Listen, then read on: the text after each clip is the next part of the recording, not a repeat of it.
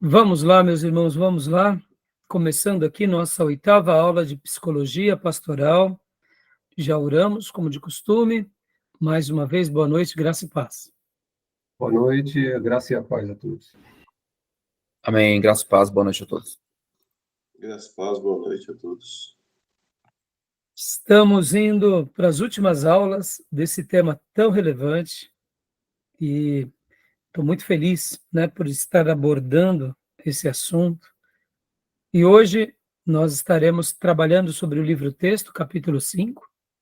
Também estaremos trabalhando sobre a Introdução à Psicologia Geral, do Myers, falando um pouco ainda sobre distúrbios psicológicos, e depois estarei trabalhando um pouquinho sobre algumas terapias. E também tomei nota de bastantes assuntos aqui sobre esse tema tão importante, tão prático.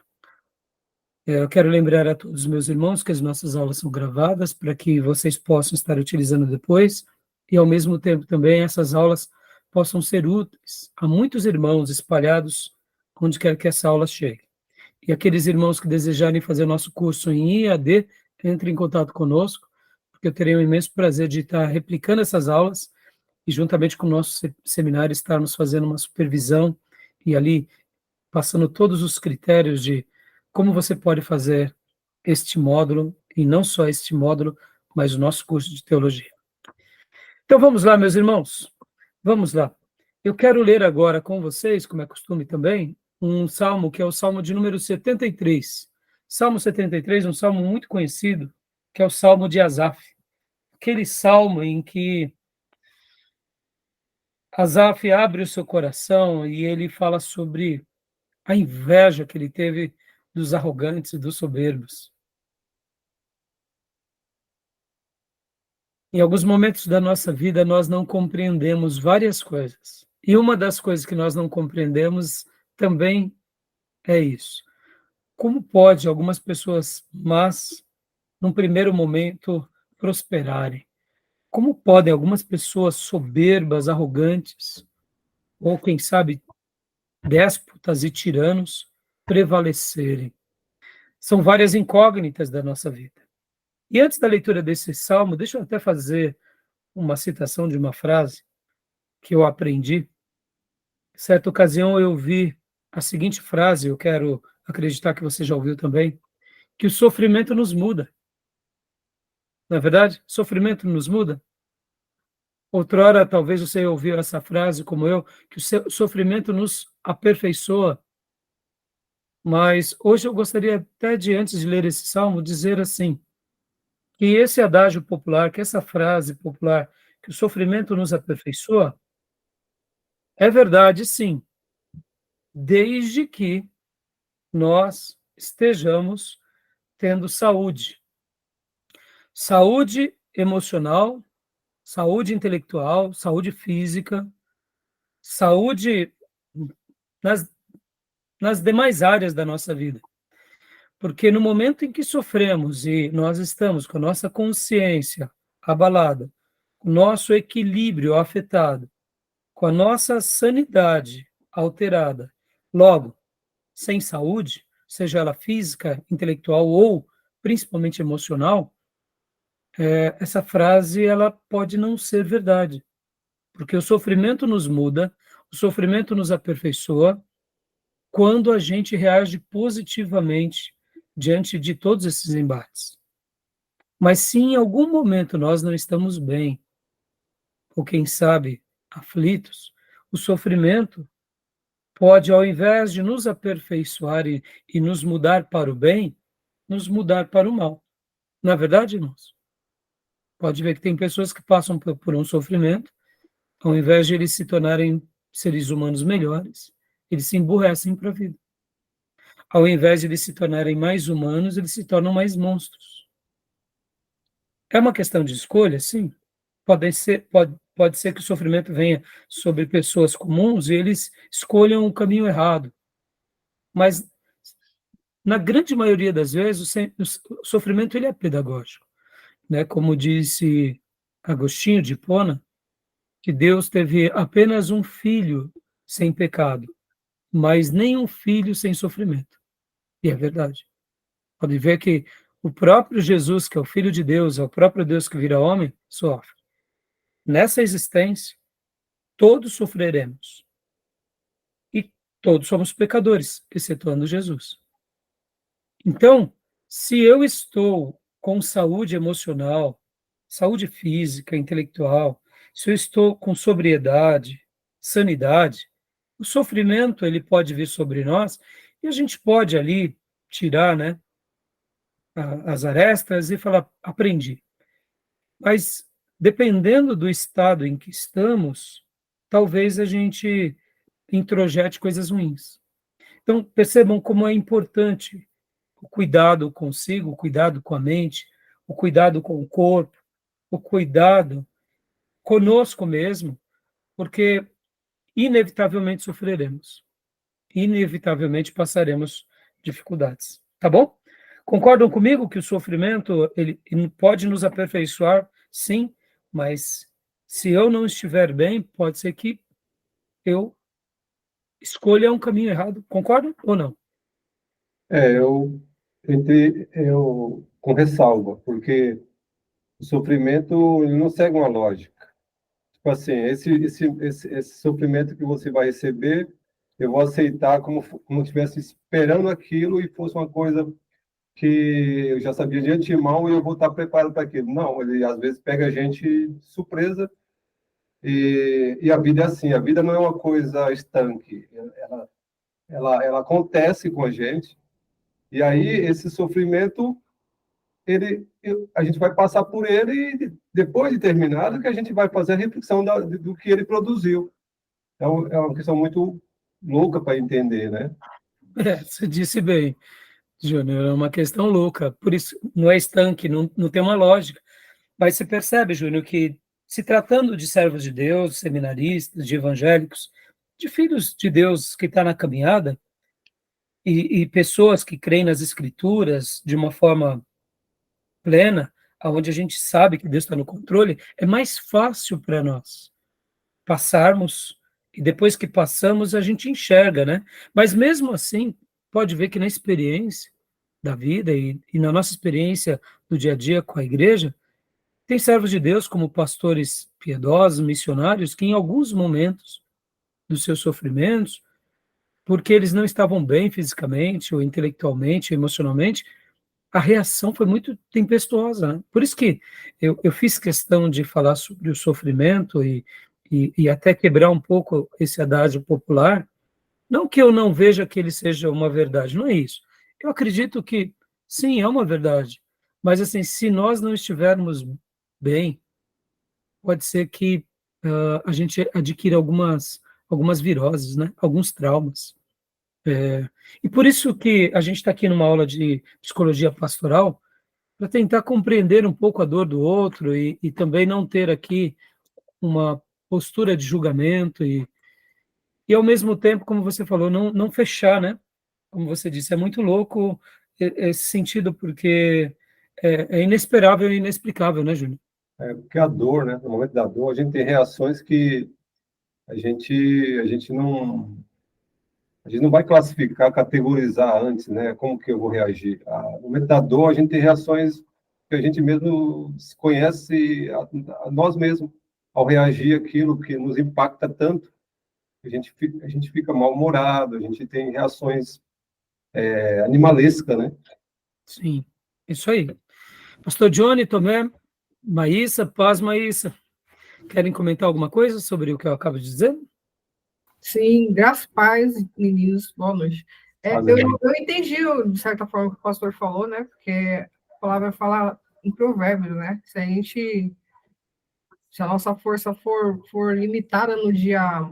Se a gente se deixar levar pelo dia mal, a nossa força é muito limitada. Então, de certa forma, né? A gente tem que realmente se preparar, por mais que a gente não saiba a intensidade do que vai vir, o tamanho do que a gente vai enfrentar, a gente entender, né, que uma das promessas que existem, né, na palavra é que a gente ia passar por diversas tribulações. Apesar de que em todas elas Deus nos daria escape, não colocaria nada na nossa vida que a gente não poderia suportar. Mas, de certa forma, a gente tem que se preparar, sim, para entender que a gente não está isento de nenhum tipo de sofrimento, por mais grande que pode parecer, né? Então, eu acho que entra um pouco no que o senhor está falando, né, pastor? Se a gente está meio que adoecido, eu não digo nem tanto... Se a gente não tem o foco no lugar certo, olhar para a vida da forma com que Deus deseja que a gente tenha, com toda certeza pode vir qualquer tipo de coisa, grande ou pequena, a gente vai se deixar levar. É óbvio, coisas que a gente ainda não viveu, pode ser um pouco mais difícil, mas quando a gente tem na mente que a gente pode passar pelas coisas, porque Deus vai estar do nosso lado, e que a gente tem suporte, tanto espiritual quanto psicológico e físico, né, conforme as instruções que ele nos deu, para a gente passar por todas elas, a gente vai conseguir lidar com o tempo, né, de uma certa maneira ou não, a gente vai conseguir lidar, né, mas se a gente entender que, tal coisa pode me derrubar, é porque a gente não confia no Deus que a gente não tem, né, eu penso dessa forma, não que é óbvio, né, tem coisas que eu nunca passei na minha vida, por exemplo, eu não sei o que vai ser de mim se um dia acontecer de eu perder minha filha, eu não posso nem pensar nisso, mas eu entendo também que a vida está em Cristo, né? E que se isso acontecer, não pode me derrotar.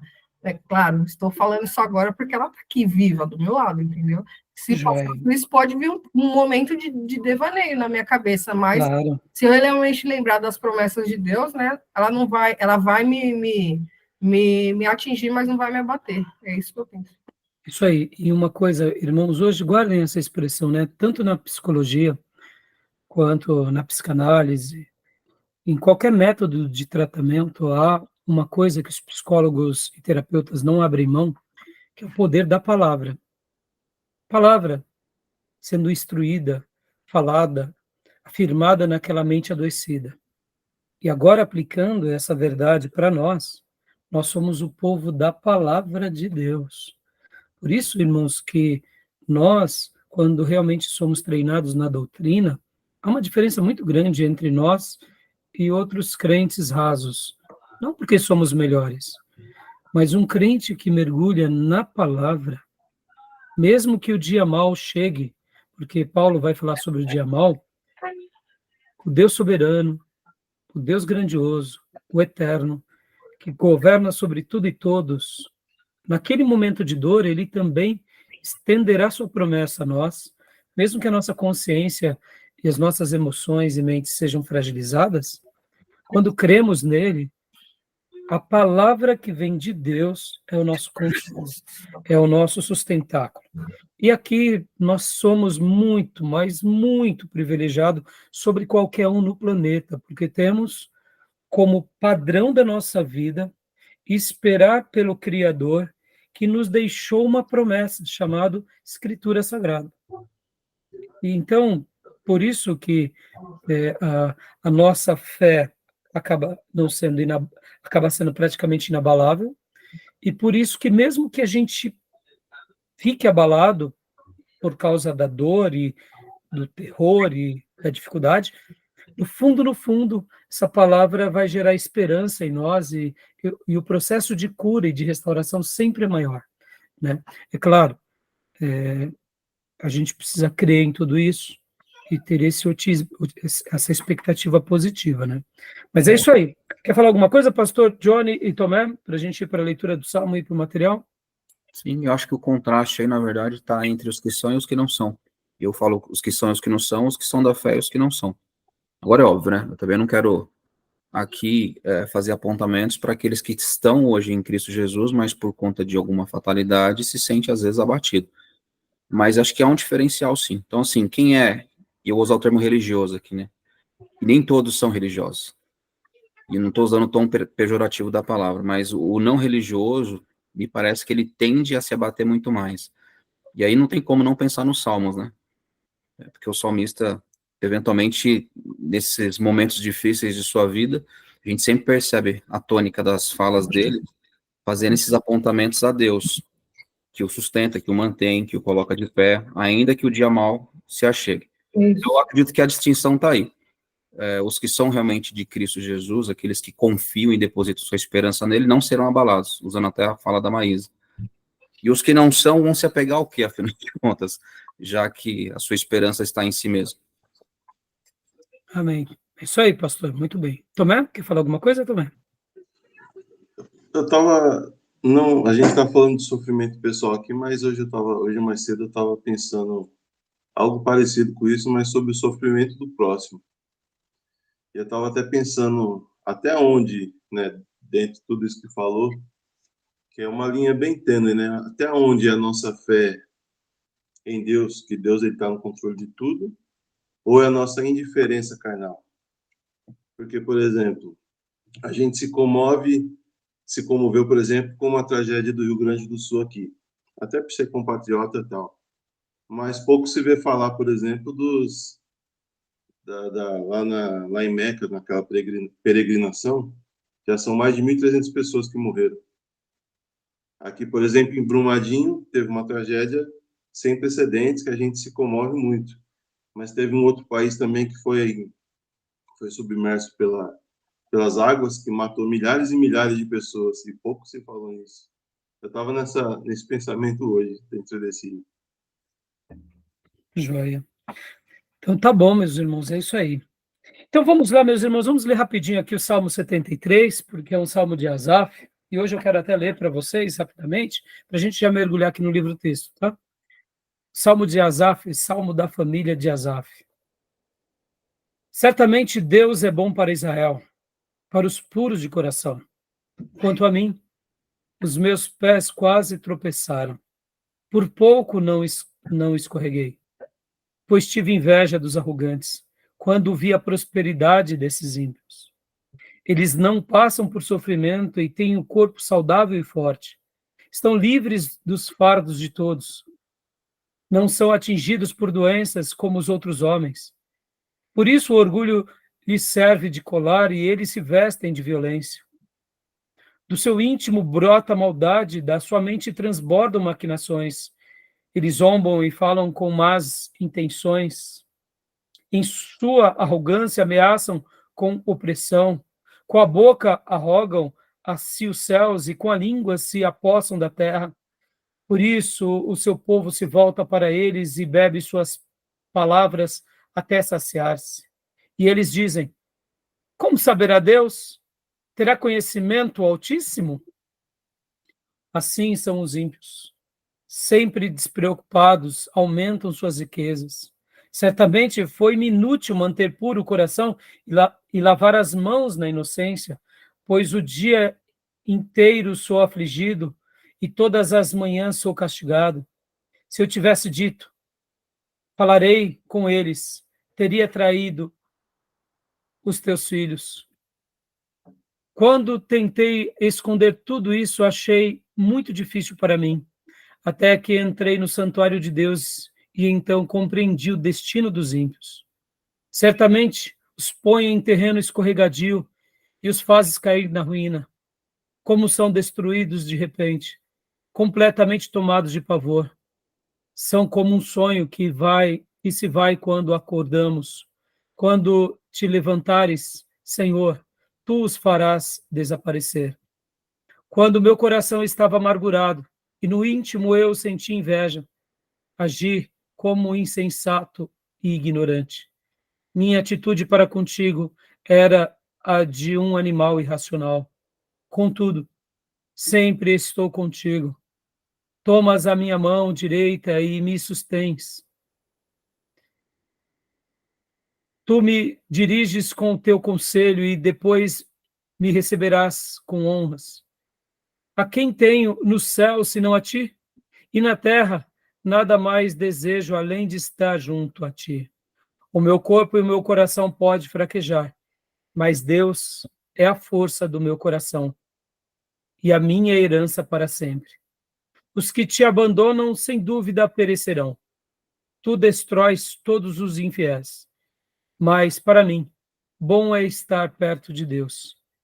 Fiz do soberano Senhor o meu refúgio. Proclamarei todos os teus feitos. Amém. Salmo que mostra um coração aqui que teve as suas crises, como nós, né? Falamos há pouco, Tomé também até abordando sobre essa temática da compaixão alheia, mas Asaf encontrou em Deus a sua resposta. E aí ele retorna para esse ponto de equilíbrio, quando ele vai à casa de Deus, quando ele contempla Deus, quando ele contempla o Deus pelo qual ele aprendeu nas Escrituras, né? Então, que assim seja na nossa vida. Tá bom, meus irmãos? Beleza? Vamos lá, meus irmãos. Querem comentar mais alguma coisa? O Zap tem inveja, né? Teve inveja. Tem inveja. Queira ou não, a gente não pode deixar de ver essa primeira parte. Ele tem inveja dos ímpios. A gente, às vezes, nós colocamos na posição de Asaf. Sim. Às vezes a gente quer, né, Júnior? Ou que muitas vezes a gente quer até negar, né? Não, eu não estou tendo inveja, não. É assim?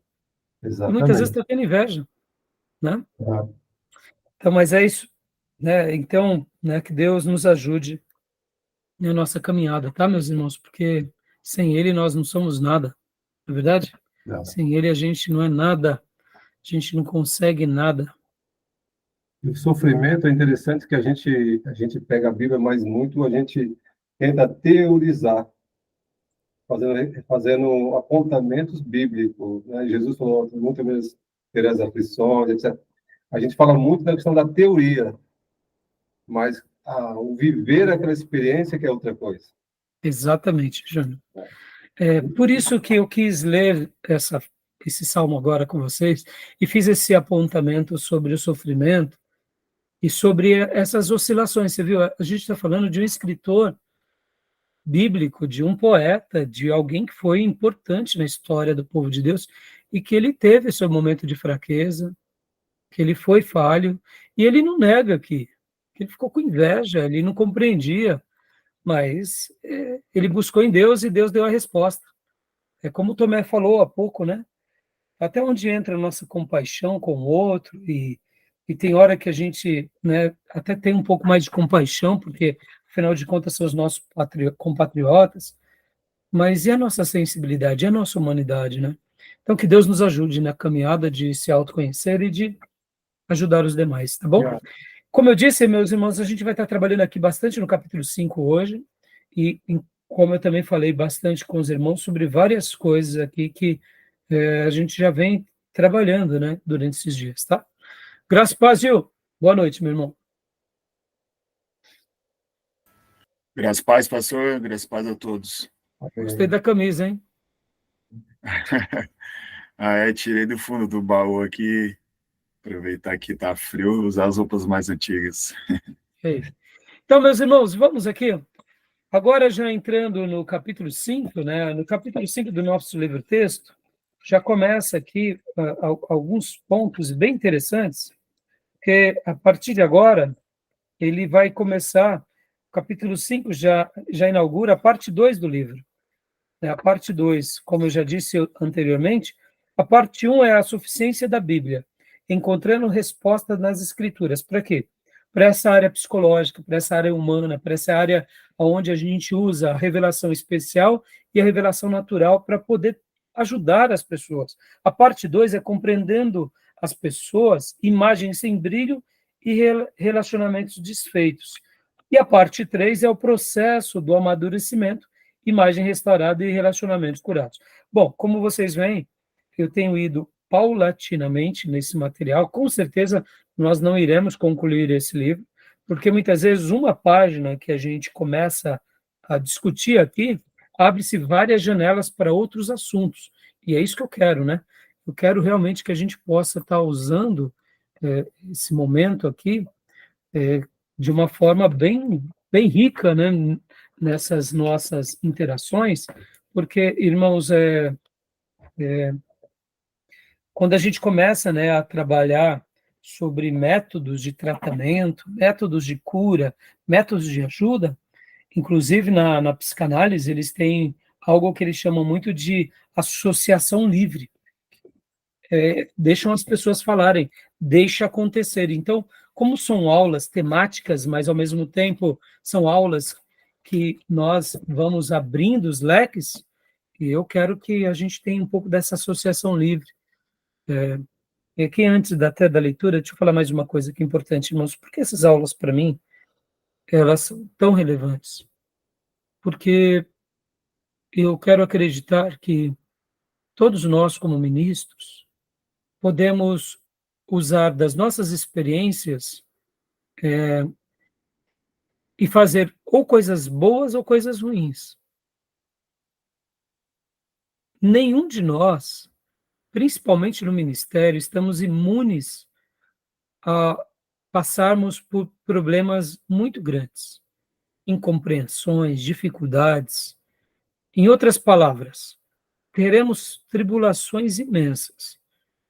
Geralmente, por causa das tribulações, nós vamos para a negação. Eu digo que quem vai para a negação está perdendo uma das maiores lições que Deus nos faz viver. E na minha experiência ministerial, eu vejo que cada momento que eu passo pessoalmente, na minha família, no ministério ou na vida, são matérias-primas de Deus nos lapidando para que dessas situações nós extraiamos a fina flor daquela experiência. E eu não tenho dúvida de que você, ao se preparar para essas realidades de uma forma positiva, de uma forma onde você diga sempre no seu coração, não, Deus está me permitindo passar por essa experiência porque Ele quer me ensinar algo. Ele está me lapidando. Na hora que você se colocar dessa forma, como um aluno, diante na escola do mestre, eu não tenho dúvida, nós cresceremos muito.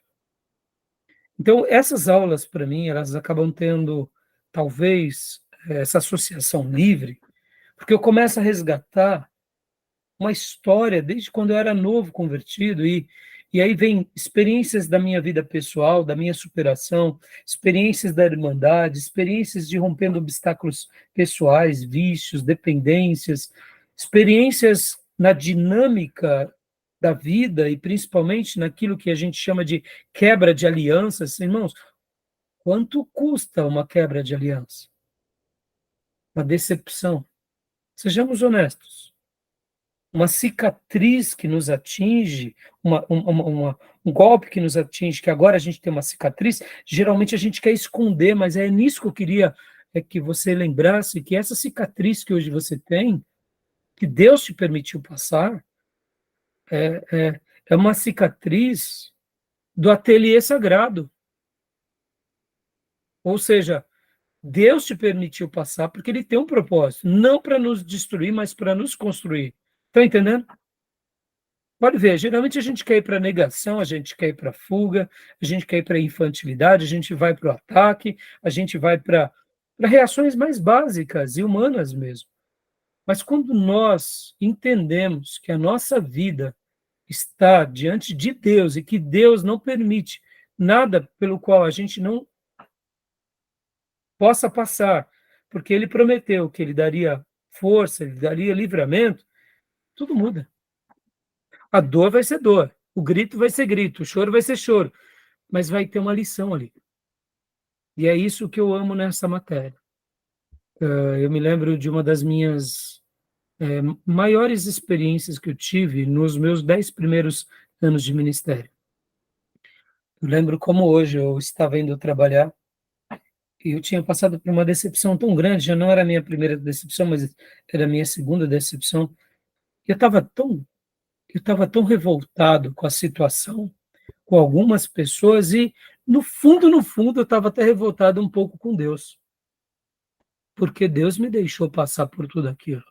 Porque Deus me permitiu passar por aquele dissabor. Ora, se eu não estou em pecado, se eu não estou fazendo nada de errado, estou me sacrificando, como Deus faz isso comigo? Nós não declaramos isso. Mas no fundo, a gente fica relutando, pensando, vou dizer essas palavras para Deus? Tem hora que você pensa assim, não, isso eu não posso pensar. Mas lá no fundo, o que mais nós gostaríamos era de falar algumas poucas e boas para Deus. E eu lembro que, como hoje, eu estava indo trabalhar, peguei o metrô, durante um longo período da minha vida, eu fui trabalhar de carro, depois eu voltei a trabalhar de condução, e eu sempre gostei de trabalhar de condução, irmão, porque esse período da condução, para mim, era um período em que eu lia, era um período em que eu via mensagens, era um período que eu estudava, então, era o meu momento de introspecção. Logo depois de sair de casa, ter feito meu período de oração e de devocional, eu ia para as minhas conduções e ali pegava o meu material, ia estudando, ia lendo e ouvindo. Nesse dia diferente, eu não estava lendo nem ouvindo, mas eu estava orando em espírito, ou seja, brigando com os meus botões. E no fundo, essa decepção tinha me causado tantos males. Eu estava numa revolta tão grande e lá no metrô, eu me lembro como hoje, eu dizia assim para Deus, mas por que, Deus? Por que, Deus? Por que eu passei isso? Por que eu estou passando isso? Por que isso aconteceu? Já não é a primeira vez, já é a segunda. E essa segunda vez foi horrível. Por que, Deus? E ali foi como se Deus, na minha consciência, me dissesse algo do tipo, porque eu estou te ensinando, meu filho. E ali eu nos meus botões, enquanto eu conversava comigo mesmo, eu dizia, ensinando o quê? O que o senhor está me ensinando? E é como se eu pudesse ter ouvido e dizer, eu estou te ensinando a amar na adversidade. Eu falei, amar? Eu vou. Aí eu comecei a relutar com Deus. E enquanto eu relutava, caí em si. Eu falei, meu pai, estou tão revoltado com essa situação, com essas pessoas, com essa pessoa que eu cuidei durante tantos anos, com tanto afinco. E agora, no meu ódio, eu não estou amando. E ali, é como se eu conversasse com Deus e dissesse, amar, Senhor. E é como se Deus me dissesse, sim, amar.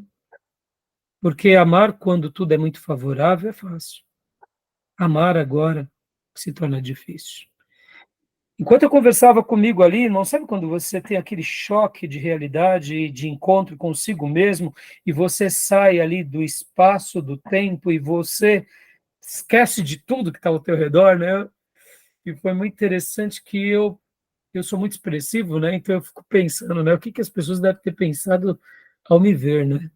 Eu sou uma pessoa expressiva. Se eu estou triste, eu expresso. Se eu estou feliz, eu expresso. Eu sou expressivo. Se eu estou pensando e pensando alto, minha esposa fala assim para mim, e aí, o que você está pensando? Tá, com quem você está brigando agora? Aí eu sou assim, eu sou expressivo. Então eu fico imaginando as pessoas no trem naquele dia. E eu estava indo trabalhar, era por volta das 9 e pouco, 10 da manhã. A bolsa sempre abria nesse horário, entre 9 e pouco, 10, 10 e pouco. E eu lembro, irmãos, que quando eu tive esse encontro de realidade comigo, com a minha alma, com Deus falando comigo, Ele me desconstruindo ali, eu comecei a chorar, quase que copiosamente, no metrô. E eu tentei esconder as lágrimas, tentei enxugar, falei, meu... E eu falava assim, Senhor, obrigado, porque agora eu aprendi, porque eu estou passando pelo que eu estou passando. Ou seja, irmãos, a nossa experiência é o ateliê sagrado, onde o nosso espírito, a nossa alma, o nosso corpo, nossa consciência, nossa história vai sendo moldada. Se formos ensináveis, aprenderemos. Se não formos ensináveis e praticarmos qualquer tipo de fuga, não aprenderemos. Eu sei que a gente vai ter um pouco mais de dificuldade em algumas lições e mais facilidade em outras, mas na caminhada da vida, na caminhada do ministério, jamais se esqueça que Deus está nos ensinando em meio a tudo, nas alegrias, nas bonanças, mas principalmente nas tempestades e nas dificuldades. E quando a gente passar por ambas e a gente extrair as lições, vocês verão que tudo isso são pérolas da nossa vida. E ali eu aprendi, eu diria, as duras penas, o que é amar na adversidade. E ali eu comecei a orar por aquelas pessoas, e principalmente por aquela pessoa, e dizer, Senhor, me ajuda a amar de novo. Me ajuda a amar. Que Deus nos ajude. Tá bom, meus irmãos? Eu não tenho dúvida que você já passou por muitas experiências, e eu não tenho dúvida que você vai passar também, mas jamais se esqueça, é o teu ateliê sagrado, o ateliê que está dentro da tua alma, do teu coração, da tua história, né? E tudo isso vai nos dando energia para quê? Para passar uma outra situação, que um dia Deus, na sua onisciência já, né, já estabeleceu lá na frente que a gente não sabe. Mas quando a gente é aprovado nos pequenos milagres, a gente vai romper os grandes milagres, né? Ou as pequenas provações, a gente vai romper as grandes provações. Tá bom? Por isso que não subestime as pequenas vitórias. Elas são importantes porque elas nos preparam para aquelas grandes vitórias. Ou seja, os pequenos embates. Não jogue debaixo do tapete, não ignore. Enfrente, lute. E se escorregou por causa de um pequenino nas coisas e caiu, tente administrá-los bem, tá bom? Vamos lá, então, para o nosso livro texto aqui, ó. Como as pessoas podem mudar de verdade? Vamos ler, né? Tomé, leia para nós, por gentileza. Leia o nosso livro texto, que eu estou replicando aqui também, parte, para que vocês possam acompanhar conosco.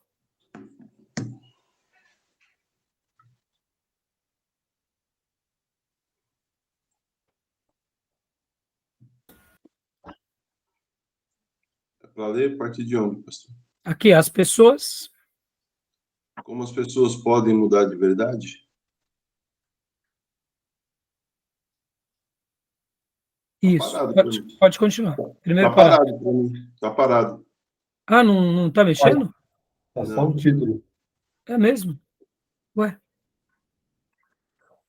então só um Pergunta minha, segundinho, deixa eu alterar aqui. Fiz alguma coisa que eu não estou sabendo mexer. uma pergunta meio semântica, né? Como? Pergunta meio semântica. Me explica melhor, Júnior. Explica para nós o que você quer dizer com isso. Não, uma pergunta meio semântica. Como as pessoas podem mudar de verdade? Mudar de verdade é a pessoa ou mudar de verdade para verdade? Ah, tá, entendi. Não, mudar de verdade a pessoa, né? Exato. Né? Porque, Damor, já que você fez a colocação, né? Porque o grande problema nosso é que muitas vezes a gente diz que muda, mas não muda, né? Né? E aqui, irmãos, mais uma vez, percebam, olha, isso é muito interessante. Tem hora que a gente não muda porque somos obtusos mesmo, temos dificuldade de compreensão. Tem hora que é teimosia mesmo. E tem hora que falta força para as mudanças e até tem uma honestidade, mas a gente não consegue mudar, né? E por isso que quando formos falar ainda hoje sobre algumas terapias, vocês vão ver que uma das terapias muito usadas pelos psicólogos é a terapia do comportamento. Você primeiro muda o comportamento para depois mudar o pensamento. Parece um pouco estranho, né? Porque na perspectiva religiosa, na perspectiva cristã, a gente muda de dentro para fora, não é assim? Isso. E é Deus. Né? Mas na perspectiva científica, nós mudamos ora de fora para dentro. Como assim? Porque tem vezes que a nossa consciência, em algumas áreas, ela é fraca. E ela não nos dá o gatilho para mudar as atitudes. Então, os terapeutas, eles vão nos colocar diante de situações que nós mudamos as atitudes, mesmo que interiormente nós estejamos relutando, e aí, de repente, por causa que mudamos as atitudes, a gente consegue dar um passo interiormente.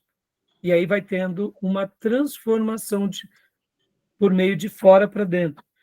Parece estranho, mas não é. Nesse caso, não se esqueçam que a gente está trabalhando naquelas duas verdades, da revelação espiritual, que é a palavra de Deus, mas também da outra, que são o quê? A revelação natural, que são a ciência. Ou seja, é super simples essa comparação. Vamos lá, a gente sabe que precisa fazer atividade física, sabe que precisa ter uma quantidade de passos por dia, pelo menos é o que ensina os especialistas, que se uma pessoa dá, não me recordo agora, se são 1.000, se são 10.000 passos por dia, vocês lembram? 7.000. Quantos? 7.000 passos. 7.000 passos. Uma pessoa que dá 7.000 passos por dia, logo, ela não é uma pessoa que é sedentária. Então, um vendedor, uma pessoa que trabalha na rua, normalmente ela dá os 7.000 passos, mas uma pessoa que trabalha no escritório, ela no máximo anda algumas escadas e dá alguns passos, é uma pessoa sedentária. Então, percebam que tem vezes que a gente sabe que a gente precisa romper com o sedentarismo, mas não consegue. Aí vem um problema de saúde, vem um médico, vem um terapeuta e fala, não, você vai ser obrigado agora a fazer tal coisa. Aí a gente começa a fazer de fora para dentro. O problema está dentro da gente, mas a gente não consegue startar. Então, no mundo humano, esse tipo de coisa funciona, e a gente tem que saber que funciona mesmo, porque depois de uma semana, 2, um mês, ou pelo menos, como dizem a maioria dos especialistas, 40 dias de uma nova prática, ou mais de um mês, algumas semanas, você muda um hábito. Ou seja, você consegue se convencer de que você é capaz daquilo. Mas por isso que algumas academias dão o primeiro mês de graça, ou o segundo mês, ou 2 meses de graça, porque elas sabem que se a pessoa ficar ali 2 meses, ela não para mais. O problema não é a primeira semana, é o primeiro mês, né? Ou seja, atitudes externas, né? Tá bom? Né? Então vamos lá. Leia para nós, Tomé. Graça e paz, Wesley. Boa noite, meu irmãozão. Paz Senhor para todos aí. Paz Senhor, pastor. Amém. Pode ler para nós, querido irmão Tomé, por favor. As pessoas têm problemas pelos padrões de um cristianismo flácido, que se preocupa mais com a aparência das pessoas do que com o seu relacionamento profundo com os outros. As coisas não estão muito ruins. Toda a congregação tem sua cota de mulheres deprimidas, maridos infiéis e jovens rebeldes, mas a maioria dos santos está vivendo muito bem. Mas quando o padrão de suspirar por Deus com um amor apaixonado e servir aos outros com o coração cheio de compaixão é aplicado, dá para ver que a maioria de nós fica aquém desse padrão. Os relacionamentos por esse padrão não são realmente tão bons assim. Não são apenas as pessoas que estão lutando com ataques de ansiedade e impulsos homossexuais que precisam de ajuda. Todos nós precisamos. Dá uma pausa aí. Boa foi essa abertura aqui do nosso querido irmão Larry Crabb, não? Na prática, quando a gente começa a fazer as nossas equações, a gente vê que o caroço de angu é maior do que a gente imagina. É claro que quando está tudo muito bem, quando as coisas estão indo muito bem, o vento é favorável, mas, na realidade, quando a gente vai equacionar, quando a gente vai ver realmente, nós notamos que todos nós temos alguma dificuldade, algum problema, e a gente precisa de ajuda. E não é somente aqueles que têm tentações, têm crises, que precisam de ajuda, né? Prossegue para nós, Tomé, por gentileza. Se quisermos saber como levar a nós mesmos e os outros para uma vida como ela foi feita para ser vivida, precisamos encarar de frente 3 perguntas vitais. Quem somos? Por que temos tantos problemas e quais são as soluções? Precisamos desenvolver um modelo para entender as pessoas, os problemas e as soluções que sejam abrangentes o suficiente para aplicar de forma específica a cada situação. A parte 2 discute quem somos e por que temos problemas. A parte 3 trata das soluções primeiro. Pessoas. Quando retiramos as diferenças, o que nos torna... Opa, desculpa. Primeiro, né, pessoas. Quando retiramos as diferenças, o que nos torna semelhantes. O que temos em comum que nos define como seres humanos? De que maneira um feiticeiro africano se assemelha a uma doce avózinha de cabelos brancos num bairro afluente dos Estados Unidos? O que os executivos bem-sucedidos e os matutos têm em comum? Por quais princípios as pessoas tomam decisões? O que nos impulsiona? De onde vêm as emoções? Será que existem, de fato, motivos e pensamentos inconscientes? Ou essas ideias nada mais são do que a invenção engenhosa e lucrativa da imaginação dos psicólogos? Precisamos saber quem somos e como funcionamos. Dá uma pausa aqui. Vocês vão se lembrar que nas nossas primeiras aulas nós trabalhamos sobre aquela ideia de que Jesus conhecia o que havia no coração dos homens. Jesus, de fato, ele sempre soube o que há no coração de cada pessoa. E logo no ministério de Jesus nós vemos isso. Nós vemos que Jesus Jesus tem essa percepção, o evangelista registra esse fato, mas uma coisa que fica aqui, né, para nós não somos Jesus, né, irmãos? Isso que eu acabo de dizer está lá no Evangelho de João, capítulo 2, no versículo de número 25, quando diz: não precisava que ninguém lhes desse testemunha a respeito do homem, pois ele bem sabia o que havia no homem. Tudo bem, esse era Jesus. Mas nós não somos assim, né, meus irmãos?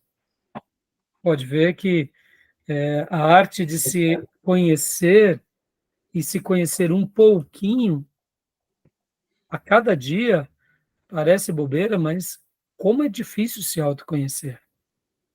Como é difícil admitir as nossas mazelas, as nossas fraquezas, as nossas incompreensões, ainda mais porque geralmente nós colocamos tudo dentro de um padrão, e se a gente está fugindo daquele padrão, a gente não quer ser mal compreendido. Podem ver, as pessoas não falam das suas feiuras, não falam dos seus devaneios, não falam das suas loucuras, elas se preservam. Está certo em fazer isso. Mas, num primeiro momento, a gente acha que todas as pessoas elas são saudáveis, e todos nós não somos esse ser saudável na sua plenitude. Todos nós temos as nossas incompreensões. E então, quando a gente começa a tentar trabalhar dentro de nós, por isso que a gente pratica a fuga, né? É muito fácil a gente olhar só a feiura do outro, né? Eu me lembro de uma mensagem que um psicanalista dizia o seguinte, que todos nós gostamos de falar do político corrupto. Todos nós gostamos de falar daquela pessoa que é uma prostituta ou um grande criminoso, porque quando a gente aponta para ele as suas feiuras, as nossas pequeninas feiuras desaparecem. Quando eles se tornam demônios da sociedade, corruptos e corruptores imensos, as nossas pequeninas corrupções somem. Nas páginas da Bíblia a gente vai ver alguns episódios assim. Podem ver como Maria Madalena ela era tratada de uma forma muito agressiva. Como Gerazeno, o gadareno, ele era tratado como um endemoniado, lunático, porque todos os demônios estão nele, logo os nossos pequenos demônios desaparecem. E pode ver que a gente replica esse padrão, isso está inconsciente. Podem ver que na igreja sempre tem uma irmã fofoqueira e o irmão linguarudo, mas eu não sou assim, não é assim, irmãos? Eu não faço fofoca, o que eu conto é a verdade. A fofoca é a irmã lá, ela que tem o dom da língua comprida, eu não. É assim? Então, a arte de se conhecer é muito complicada, né? Então, essa frase aqui, saber como funcionamos e se autoconhecer é muito complicado, tá bom? Querem fazer algum comentário? É um padrão. Eu achei, pastor, Pois eu não. achei muito interessante essa frase dele de início aí. É como se fosse assim, mais que um quebra-gelo, é uma frase que nos prende ao texto, porque a gente quer saber de alguma maneira naquilo que nós somos semelhantes, né, uns aos outros. Ele compara aqui o feiticeiro a uma pessoa comum, né? Essa frase aí é maravilhosa, assim, me impulsionou a ler assim o restante das linhas, assim, prestando bastante atenção, porque assim, francamente, assim, eu queria entender o que nos torna tão semelhantes uns aos outros, mesmo sendo diferentes. Muito legal. O Júnior também ia comentar algo, Júnior, só antes de dar a palavra para você, deixa eu só fazer um adendo aqui. Gil, nós geralmente temos essa dificuldade. A gente olha para o americano, para o europeu, para o canadense, japonês, para o sul-coreano, que estão agora né, vivendo no protagonismo da civilização, e a gente pensa assim, não, o africano, o brasileiro, o colombiano, o venezuelano, óbvio que vai sofrer muito mais do que eles, mas na realidade são seres humanos e claro que ter um padrão de vida melhor, estar numa cultura que gera mais oportunidade é melhor, mas somos seres humanos nas suas dimensões mais básicas, nas humanidades mais rasas. Podem ver que, indiferente se eles estão como protagonistas por terem, né, desenvolvido bastante, eles têm os dilemas dele tão grande, como o autor mencionou, né? Não muda muito, né? Se a gente for ver, é o ser humano na sua essência. É que a gente tem esse senso comparativo, como se eles desfrutam de uma vida sobre-humana e a gente vive uma vida que não é humana. Não, mas é todo ser humano, né? Entendeu? É interessante isso daí. E quando a gente começa a pegar a vida pela vida e compreende um pouco melhor, a gente, ora, anivila, né, o fator da expectativa de vida, e ora também a gente abaixa, no sentido assim, claro que é melhor não ter privação do que ter, claro que é melhor ter cultura do que não ter, mas são dilemas que a gente vai ter, né? Não vai mudar muito. Pode ver que o ser humano ele vive as suas brigas em qualquer contexto. Um exemplo disso é o que acontece, por exemplo, dentro das cadeias, né? Dentro de uma cadeia tem aqueles que lideram dentro das cadeias. Nas corporações tem aqueles que lideram dentro das corporações. O ser humano ele vai se ajustando em qualquer lugar, né? Ele vai se ajustando, ele tenta, ora, colocar ali os seus critérios em qualquer lugar. É óbvio que é muito melhor disputar primazia nas corporações do que na cadeia, é óbvio, né? Mas os dilemas da nossa humanidade são muito parecidos, né? Hoje aqui, no século XXI, ou mesmo no século XV, ou no século X, ou nos dias de Jesus, ou mesmo antes de Jesus, o ser humano é esse ser humano que se iguala em qualquer contexto. Tem hora que a gente esquece disso, né? Que a gente tem uma avaliação meio que por raça, privilégios, e na realidade a gente acaba errando um pouco nisso, né?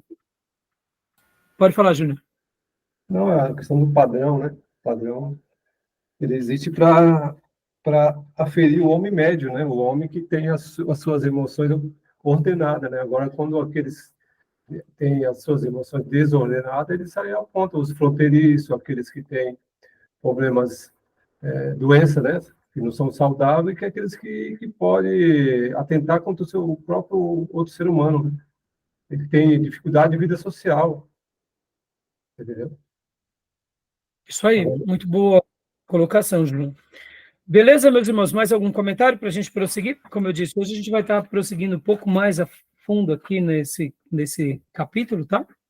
Mais algum comentário, Eu alguma acho muito observação? legal a arrematada que ele dá, pastor, nos igualando, no sentido que nós todos somos a imagem e semelhança de Deus. Isso daí eu achei fantástico. Nós todos somos criados à imagem e semelhança de Deus, e no final das contas, assim, o que resta no final é que nós somos a imagem e semelhança de Deus, e isso nos iguala. Agora você percebe, né, Gil? Olha o que eu falei no início da nossa aula. O privilégio de ter essa consciência. Porque, indiferente do contexto em que vivamos, ou das posses que temos, ou do conhecimento, ou até mesmo do momento que a gente passa, quando a gente tem consciência dessa promessa e se apropria dela, isso é um divisor de águas.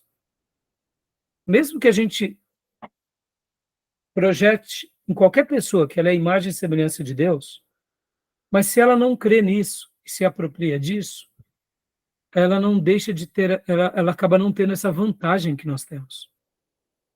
É uma vantagem que nós adquirimos pela fé. Não porque somos melhores, mas porque acreditamos numa promessa superior de um Deus de amor, né? Então, é isso aí. Tá bom, meus irmãos? Mais algum comentário para a gente estar indo para o nosso intervalo? Não, tranquilo. Tranquilo? Então, vamos parar aqui o primeiro bloco para a gente ir para o intervalo. Fechado? Então, eu vou dar uma pausa aqui e a gente volta em instantes, tá bom? Maravilha.